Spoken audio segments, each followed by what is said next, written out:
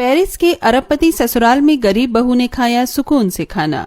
यार हद है, बताओ कितनी गर्मी हो रही है। काश हम टीन के घर में नहीं होते तो इतना तपती हवा को झेलना नहीं पड़ता।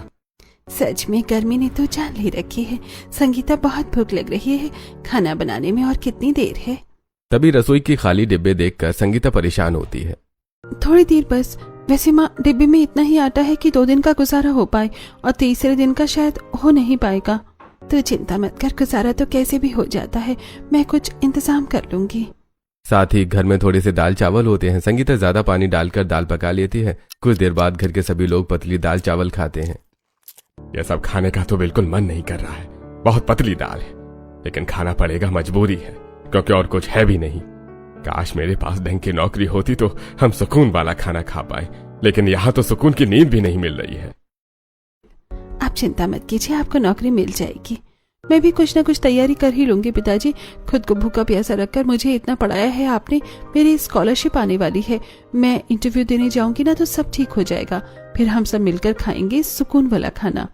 हाँ मेरी बच्ची, ऐसा ही होगा, हमेशा अच्छा सोचना चाहिए। उसके बाद वो सब खाना खा लेते हैं। संगीता को गर्मी लग रही थी, माँ बाप भी परेशान थे। तब वो गर्मी से बचने के लिए टीन पर पानी डाल देती है और खिड़की दरवाजा बंद कर देती है, जिससे तपन कम हो। फिर वो सो जाते हैं। कुछ देर बाद वो उठाते हैं और पूनम शाम की चाय बनाती है। बेटी घर के बाहर थोड़ी पानी का छिड़काव कर दिया और झाड़ू लगाती है। चाय पीते हुए, बड़ी मुश्किल से नींद आई पापा। वही तो, शाम को गर्मी का ये हाल था तो रात को न जाने कैसे सोएंगे। थोड़ा सा ठंडा मौसम हो जाता है तो कम से कम बाहर सो लेते हैं। वही तो। फिर पड़ोसन आ जाती है।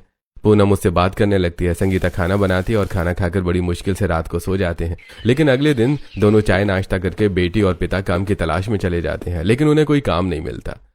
सोचा था छोटा मोटा काम मिल जाएगा तो घर में 2-4 पैसे आ जाएंगे, लेकिन लगता है बात नहीं बनेगी।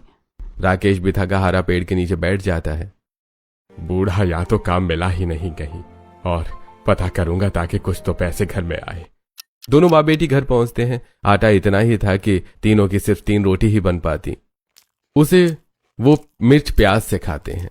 कल तो सब्जी रोटी थी, दाल चावल थी, लेकिन आज वो भी नहीं है। अरे चिंता मत कर मेरी बच्ची, कल मैं हर हालत में काम लेकर आऊंगा। मैं जानता हूँ तेरा भी मन करता है कि तू सुकून से खाना खाए, पेट भर खाना खाए। इसके बाद घर के सभी लोग पानी पी लेते हैं। पेट किसी का नहीं भरा होता। इतने में जो छत पर पंखा चल रहा होता है वो और धीमा हो जाता है, जिससे और गर्मी लगने लगती है। हे भगवान, इसको भी अभी खराब होना था, तभी कहो इतनी देर से गर्मी कैसे लग रही है। देखो तो जी, ये पंखा भी खराब हो गया। पापा देखो ना, ये पंखा कैसे टुचुक टुचुक कर रहा है। अरे वैसे भी इतनी गर्मी थी, अब और ये पंखा खराब हो गया। न जाने कैसे दिन कटेंगे। अब इसको सही करवाने के लिए भी 100 रुपए चाहिए, और यहाँ दूध की थैली के लिए 10 रुपए नहीं है। अब तो ऐसे ही गुजारा करना पड़ेगा, क्योंकि सबसे पहले खाने का इंतजाम करना है। ये सब चीज बाद में है। संगीता उस पंखे को बंद करके ठीक करने की कोशिश करती है, लेकिन वो अभी भी धीरे चल रहा था। वो गर्मी का दिन भी गुजर जाता है। अगले दिन घर में सिर्फ 1 रोटी का आटा होता है। संगीता खाना बनाकर धूप में काम की तलाश में निकल जाती है। मालकिन, मुझे आपके घर कोई काम मिलेगा? नहीं नहीं, हमारे घर में पहले से ही नौकर लगे हैं, मुझे और नहीं चाहिए, आगे बढ़ो। वहां से जाने के बाद संगीता को गर्मी में इतनी प्यास लगती है कि गला जल रहा होता है और सड़क जैसे आग उगल रही हो। और चप्पल में भी पैर इतने गर्म हो रहे हैं। अगर गलती से मैं नंगे पैर चल रही होती तो अब तक मेरे पैरों का पापड़ बन गया होता। सच में गर्मी का कोई तोड़ नहीं है। हम गरीबों के लिए कोई सुकून नहीं है इस दुनिया में। नहाने जाओ तो पानी भी गर्म मिलता है। मंदिर यही है, पानी पी लेती हूँ। मंदिर पहुंचकर पानी पीकर अपने प्यास बुझाती है और फिर अंदर प्रार्थना करके बाहर निकलती है तो पंडित हाथ में 2 फल प्रसाद के रूप में पकड़ा देता है, जिसे भूख लगने पर संगीता खाने वाली होती है, लेकिन रुक जाती है। नहीं नहीं, मैं कैसे खा सकती हूँ, घर में कुछ भी नहीं है। मुझे कैसे भी करके काम का इंतजाम करना होगा। घर आते ही संगीता मुंह हाथ धोकर और फल धोकर सामने रखती है। इतने में पूनम ने बचे हुए आटे की 1 रोटी बनाई होती है। उसमें से वो आधी आधी करके अपने बेटी और पति के सामने रखती है। आज तो खाने के लिए घर में कुछ भी नहीं है। कल से भी ज्यादातर बदतर हाल हो गए हैं। ये लीजिए आधी रोटी, इस अचार से खा लीजिए, और बेटा तू भी खा ले। मुझे तो भूख नहीं है माँ, मैंने खा लिया है। अगर आप मुझे और पापा को दे दोगे ये आधी रोटी भी, तो आप क्या खाओगी? इसे आप खा लो। मुझे पता है तू बाहर से भूखे बेटा आई है, तूने कुछ नहीं खाया, चुपचाप से ये खा ले। हाँ हाँ हाँ, मुझे पागल मत बनाओ। और मैं ये खाना खा लिया तो देखो, मंदिर में गई थी तो वहाँ कोई खाना बांट रहा था, मैंने खा लिया और आपके लिए फल भी लाई हूँ। अब आप दोनों जल्दी से ये खाना खा लो और मुझे कोई भूख नहीं है। कैसे बताऊँ माँ, मैंने कुछ नहीं खाया है। ऐसे बोलूंगी तो तुम वो आधी रोटी भी मेरे हिस्से डाल दोगी। चलो अच्छा है हमारी बेटी बाहर से सेब और केला ले आई, इससे हमें थोड़ा आसान हो जाएगा। न जाने कब सुकून भरी रोटी मिलेगी, कल के लिए तो वो भी नहीं है। दोनों बाप बेटी बची हुई रोटी और फल खाते हैं। इतने में संगीता के पेट से तेज गुड़गुड़ की आवाज आती है और आवाज माँ न सुन ले इसीलिए रोते हुए संगीता बाहर चली जाती है और अपना मुंह बंद करके रोने लगती है। इतनी लाचारी कि मैं अपने माता पिता से झूठ बोला। क्यों, ऐसा क्यों किया? मेरा पेट, पी लेती हूँ, शायद पानी पीने से पेट भर जाए और भूख शांत हो जाए। पास में ही रखे मिट्टी के मटके का पानी संगीता पीती है, लेकिन उसका पेट तब भी नहीं भरता, पर उसकी आंखें जरूर भर आती हैं। संगीता की बेबसी उसे कमजोर कर रही थी। किसी तरह खुद को संभालती है और पड़ोसन से जाकर मदद मांगती है। आंटी जी, हमारी मदद कर दीजिए, हमें कुछ पैसों की जरूरत है। घर में खाने के लिए नहीं है, लेकिन जब मेरी नौकरी लग जाएगी तो मैं आपको पूरे पैसे लौटा दूंगी। अरे जा जा, तेरे जैसे लोग मुफ्त की रोटी तोड़ते हैं, बस बाद में पैसा नहीं देते। कोई पैसा नहीं है मेरे पास। उस वक्त कोई पड़ोसी भी संगीता की मदद नहीं करता। उस रात सबको सिर्फ पानी पीकर ही सोना पड़ता है। अगले दिन सब एक दूसरे की शक्ल देख रहे थे। मेरे को कुछ नहीं है माँ, तुम्हें भी भूख लग रही होगी ना? हाँ, पर हम कर भी क्या सकते हैं, लगता है ये गरीबी हमें भूखा मार डालेगी। तभी एक भली पड़ोसन भंडारा करवा रही होती है।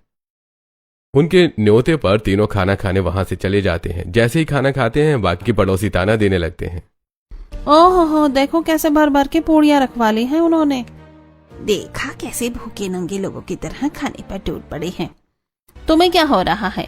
मैंने इन्हें अपनी दावत पर बुलाया है, कितना भी खा सकते हैं, ये पुण्य का काम है। पूनम जी, भाई साहब आप चिंता मत कीजिए, आप खाइए। नहीं नहीं बहन जी, आपने हमें न्योता दिया, यही बहुत है हमारे लिए, बस अब और नहीं चाहिए, बाकी ले लीजिए। थोड़ी ही देर में तीनों एक एक पूड़ी खाकर उठ जाते हैं। अपनी ऐसी हालत देखकर संगीता बहुत परेशान थी कि वो अपने माता पिता के लिए कुछ नहीं कर पा रही है और फिर वो अपनी सहेली शिवानी के घर जाती है। शिवानी, मुझे काम की बहुत जरूरत है, घर की हालात ठीक नहीं है, मैं क्या करूं? मुझे कोई काम दिलवा दे, अभी तक मेरी स्कॉलरशिप का भी कुछ नहीं पता चला। तू चिंता मत कर, मैं तेरे लिए काम ढूंढती हूँ। ले, अभी अभी मम्मी ने आम का जूस बनाया है, इसे पी ले। नहीं, रहने दे, इसकी कोई जरूरत नहीं है। चल दिमाग खराब मत कर मेरे सामने भी। अब तो ये फॉर्मेलिटी करेगी क्या? पी ले इसे। तुझे पता है पापा ने अगले हफ्ते के लिए पेरिस की टिकट बुक की है। मैं तो बहुत एक्साइटेड हूँ पेरिस जाने के लिए। वहाँ का रहन सहन, घूमना, खाना पीना सब कुछ पहली बार देखने को मिलेगा। मैं तो शॉपिंग भी करने वाली हूँ। जो ड्रेस यहाँ नहीं पहन सकते वो वहाँ पर पहनूंगी। ये देखो, मैं तो फोन में देखकर ही पागल हो रही हूँ कि पेरिस इतना सुंदर है। जब जाऊंगी तब पता नहीं क्या होगा। अच्छी बात है, तू पेरिस घूमने जा रही है। मेरे नसीब में तो ताजमहल भी नहीं है, पेरिस तो बहुत दूर की बात है। संगीता एसी में बैठकर आम का जूस पीती है। तब शिवानी संगीता को मल्टीनेशनल कंपनी के अपना जॉब ऑफर, पैसे और कपड़े उसे दे देती है ताकि उसे उसकी मदद हो जाए। संगीता अपनी सहेली को गले लगाने के बाद घर आ जाती है और खाने का थोड़ा सामान ले आती है। वहीं उसका पिता मजदूरी वाली जगह पर खड़े होकर काम मांग रहा था। बाकी मजदूरों को सब ले जाते हैं। तब एक सेठ के सामने राकेश हाथ जोड़कर, सेठ जी मुझे काम दे दीजिए, मैं कुछ भी काम कर लूंगा। वैसे तो मुझे कोई काम नहीं है, तुझे ले जाऊंगा तो जल्दी खत्म हो जाएगा। अच्छा चल, और हर रोज का 50 रुपए दूंगा। हाँ, मैं 50 रुपए में भी काम कर लूंगा, बस काम पर रख लो। तब राकेश उसे अपनी दुकान पर ले जाता है, जहां उससे दुकान का छोटा मोटा सामान, बोरी वगैरह उठवाकर सेट करवाता है और सुबह से शाम तक की मजदूरी के लिए उसे 50 रुपए दे देता है, जिससे वो घर पर 2 सब्जी और थोड़े चावल खरीद के ले आता है। अजी आप आ गए, मैं तो परेशान हो गई थी। क्या कर रहे थे? हाँ पापा बताइए। सारे सारा दिन दिमाग में यही टेंशन थी कि क्या खाएंगे। आज बहुत मुश्किल से काम मिला, लेकिन सिर्फ दिन का 50 रुपया दिया, तो उससे मैं ये सब्जी चावल ले आया। अरे पापा, इसकी कोई जरूरत नहीं थी, मैं घर में 200 रुपए का राशन ले आई हूँ। थोड़े दिन बाद मेरी जॉब भी लग जाएगी तो सारी टेंशन खत्म। शिवानी ने मुझे कंपनी का एड्रेस दिया है, वहाँ मेरा इंटरव्यू है। भगवान करे तब सब कुछ अच्छा हो जाए। फिर वो घर में थोड़ा खाना बनाकर खा लेते हैं। 2 दिन बाद संगीता जहां इंटरव्यू होता है वो फॉर्मल ड्रेस पहनकर ऑटो में बैठकर एमएनसी कंपनी में पहुंच जाती है, जिसका ओनर पेरिस में रहने वाला अरबपति चेतन होता है। चेतन जैसे ही नेक्स्ट इंटरव्यू को बुलाता है तब घबराई हुई और थोड़ी कॉन्फिडेंस के साथ संगीता पहुंचती है और उसकी आंखें देखते ही चेतन फिदा हो जाता है। Good morning sir, can I sit? Sir sir या sure, why not, sit down. कुछ तो जादू है इस लड़की की आंखों में जो मेरी नजरें ही नहीं हट रही हैं। दिखने में भी अमीर घर की लड़की है। इंटरव्यू के बाद दोस्ती करके शादी का प्रपोजल मारूंगा। Sir, my name is Sangeeta, ये मेरा सीवी है। ओ या, मैंने पढ़ा आपका सीवी। इतनी देर संगीता अपना इंटरव्यू देती है, चेतन के सवालों का जवाब देती है। चेतन उसे देखते ही पहली नजर का प्यार कर बैठता है। तो सर, आपको मेरा इंटरव्यू पसंद आया? मुझे जॉब तो मिल जाएगी ना? ओहो चेतन, इंटरव्यू ले, मस्ती मत कर।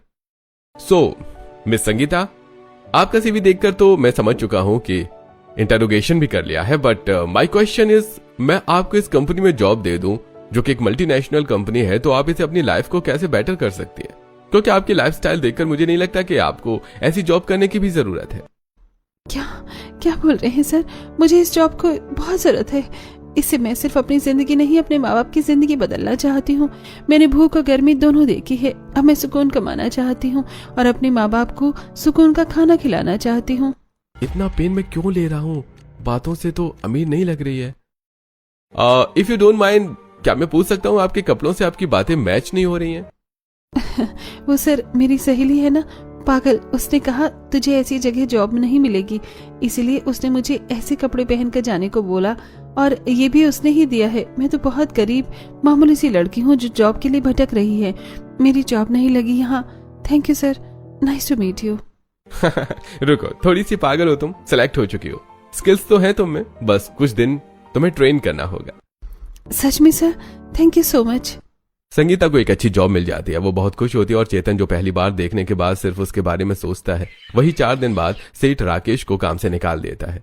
थोड़े दिन बाद संगीता कंपनी ज्वाइन करती है। चेतन उसे ट्रेन करता है, उसे काम करता हुआ देखता है। नौकरी को 1 महीना ही हुआ था कि चेतन उससे अपने प्यार का इजहार कर देता है। इसके बाद संगीता भी शादी करने से इनकार नहीं करती और चेतन के माता पिता पेरिस में आकर संगीता के माता पिता से मिलते हैं। देखो जी, हमारे बेटे ने हीरा ढूंढा है, हीरा। बहन जी, अब तो हम आपकी बेटी को पेरिस ले जा रहे हैं, हिम्मत बांध लीजिए। समधन जी, हिम्मत तो अभी बांधी थी जब ये हमारी जिंदगी में आई थी। तब से ही पता था कि एक दिन हमारी बेटी हमें छोड़कर चली जाएगी, लेकिन हम दोनों बहुत खुश हैं कि ये अपने अरबपति ससुराल में बहुत खुश रहेगी, पेरिस घूमेगी। संगीता खाना लगाती है। बातचीत के बाद रोका और सगाई दोनों एक साथ हो जाती हैं और कुछ दिनों में दोनों की शादी धूमधाम से हो जाती है। और अपने माता पिता से विदा लेकर संगीता एरोप्लेन में बैठकर एरोप्लेन से नजर देख अपने पेरिस के ससुराल पहुंच जाती है। तभी एक कॉल आता है। हेलो सर, जैसा आपने बोला था मैंने बिल्कुल वैसा ही किया है। मैं उनके गांव वाला बनकर उनके पास गया और एक गोदाम में मैंने उनकी नौकरी लगवा दी है। आप परेशान मत होइए, ज्यादा मेहनत का काम नहीं है, बस अपने से नीचे कारीगर वालों पर उन्हें ध्यान रखना है, सेठ जी की गैर मौजूदगी में। अच्छा, चलो अच्छा है, अब मुझे उनकी भी टेंशन नहीं है। शुक्रिया जतिन, तुमने मेरा काम कर दिया। बाप रे, मैंने सपने में भी नहीं सोचा था कि मैं एक दिन पेरिस पहुंच जाऊंगी। अब मैं भी सबको कह सकती हूँ कि मैं भी पेरिस देख चुकी हूँ। ये तो अब मुझे बहुत घुमाएंगे। और मेरा ससुराल भी बाहर से कितना शानदार है, और जब एरोप्लेन से उतरे थे तब भी कितना बढ़िया था। ये क्या कर रहे हैं? अरे बेटा, बहू का गृह प्रवेश करवाना है, फोन वगैरह बाद में करना, चलो अंदर आओ तुम दोनों। तब सरस्वती का फेस स्कैन होता है, तब ऑटोमेटिक दरवाजे खुल जाते हैं। फिर सरस्वती अपनी बहू की आरती कर उसका गृह प्रवेश करवाती है। तब संगीता अपने पेरिस जैसे आलीशान ससुराल को देखकर हैरान होती है। आखिर ससुराल अंदर से काफी ठंडा और हीरे जैसा चमक रहा था, बड़े बड़े सोफा सेट, विदेशी पेंटिंग्स और एक्सपेंसिव चीजों से। मुंह तो बंद करो आंटी, क्या मुंह फाड़ के अपने पेरिस के ससुराल को देख रही हो? मतलब देवरानी जी। देखने दो भाभी, देखने दो। जिसे गांव में सिर्फ धूल की मिट्टी ही देखी हो, अच्छी लगी हो, वो अचानक से पेरिस में अरबपति ससुराल में पहुंच जाएगी तो मुंह तो खुला का खुला ही रह जाएगा ना, आखिर करीब जो है। ये तो है, लेकिन माँ जी, पापा जी, मैंने आपको बोला था वो गरीब घर की लड़की को पेरिस के अरबपति ससुराल में तो मत लाइए। बस करो लक्षिता, बाकी का समझ आता है, लेकिन तुम तो इस घर की बड़ी बहू हो, अपना फर्ज निभाओ। ये सब बातें करने की जरूरत नहीं है। जी पापा जी। संगीता बहू, तुम सफर से थक गई होगी, जाओ चेतन बेटा, इसे अपने कमरे में ले जाओ, कपड़े चेंज करो, थोड़ा आराम करके खाना खाने आ जाना। रोबो 270 खाने की तैयारी करो। हाँ, रोबो 270 खाने की तैयारी करो। Yes ma'am, and Golu command accepted. ये बच्चा बहुत प्यारा है दीदी, आपका बेटा है? हाँ, ये मेरा बेटा है। तब संगीता रोबोट देखकर हैरान हो जाती है। माँ जी, यहाँ रोबो काम करते हैं? हाँ बहू, इतने अरबपति हैं, इसीलिए हमने 1-2 रोबोट रखे हुए